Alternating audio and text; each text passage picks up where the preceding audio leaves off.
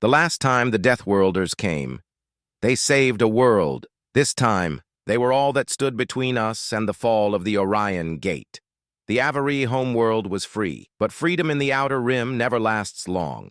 Orion's Gate was more than a station. It was a lifeline, a vast, ring-shaped fortress of steel and light, suspended in the Black Sea between three star systems. It was the only stable slipspace corridor across this sector, the choke point that kept the frontier alive. Lose the gate, and the entire rimward frontier would starve. I was there as a diplomat when the first alarms screamed through the corridors. The Harvoks were gone, their swarms scattered to ash, but a new enemy had come, the Kargathi Ascendancy. An empire of merciless warships, fleets like black knives against the stars. They did not warn. They did not speak. They appeared. A wall of steel surrounding Orion's Gate, cutting us off from every exit vector. And then, when hope was fading, when even our commanders whispered surrender, the Deathworlders returned. 7 ships, dropped out of FTL on the station's dark side. Not dreadnoughts, not battleships, not even cruisers, just old, patched-up corvettes, painted in mismatched gray and black. Their hulls looked wounded, like they had fought 10 wars and refused to die in any of them. They hailed us with the same calm, unshakable tone. Rains, calm, confident. "We hear you've got a pest problem. Admiral Veyr, commander of Orion's Gate," scoffed on the open channel. "The Kargathi have 73 warships. You have 7 corvettes." A pause. Rains. "That's enough."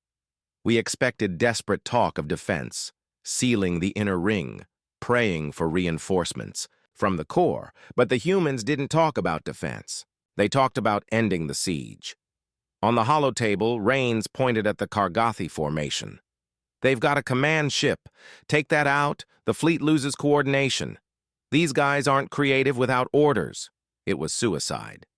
The command ship sat at the center of the Kargathi phalanx, shielded by destroyers and frigates in layered, disciplined rings. Veyr snarled, "You can't get close. They'll cut you to pieces." Rains only smiled, faint and humorless. "We won't. Get close the way you're thinking." And then he said 3 words that chilled every translator on the bridge. "The Blackout Gambit." The 7 corvettes broke formation, engines flaring as they charged straight at the blockade. It was madness. Even our defense crews cursed them for reckless primitives. The Kargathi laughed over open comms, their guttural voices mocking. To them, this was sport, a short-lived massacre. And then, the humans vanished. Every signature winked out. No shields, no comms, no transponders. Their ships simply disappeared into the void. Even our scanners, tuned to 100 spectrums, saw nothing but static. Then, flashes. Brief, brutal bursts of light across the Kargathi formation. Kinetic kill rounds. Dense slugs traveling at impossible velocities. Enemy destroyers came apart in silent eruptions. Hulls split like tin. The corvettes moved like predators, weaving through sensor blind spots, vanishing and striking again. One by one, black knives turned into burning wrecks. The blockade was bleeding. The humans weren't finished. They had always been predators who closed distance. Rains's corvette angled straight toward the Kargathi command ship. No evasive maneuvers, no hesitation, just speed. The vessel slammed into the flagships. Hangar bay at full burn. The impact crumpled its hull into a brutal boarding bridge. Helmet cams streamed chaos. Humans in zero-G armor surged forward, weapons spitting projectiles the Kargathi had no defense against. The enemy fought with plasma spears, with high-frequency blades. It didn't matter. Every fight lasted seconds. Every hallway was cleared, with surgical brutality, and the humans never slowed. They did not take ground. They cut straight for the heart, the bridge. When they reached it, silence fell.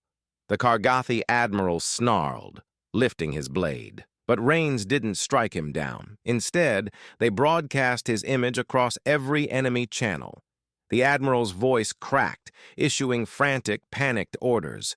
Confusion spread like fire. The fleet's discipline shattered. Ships broke formation. Commanders screaming contradictory commands. The iron wall collapsed. Orion's Gate unleashed its fury.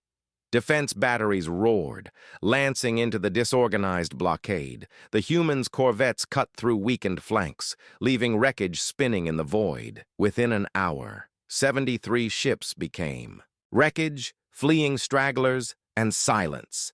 The Kargathi Ascendancy had come to starve the frontier. Instead, they had bled out in the black. The humans did not cheer. They did not dock.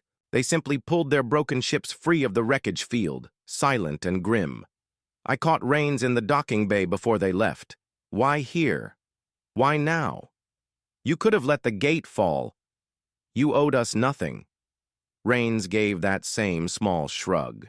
If the frontier falls, the core will follow. You hold the line where it's thin, or you won't hold it at all. And then they were gone.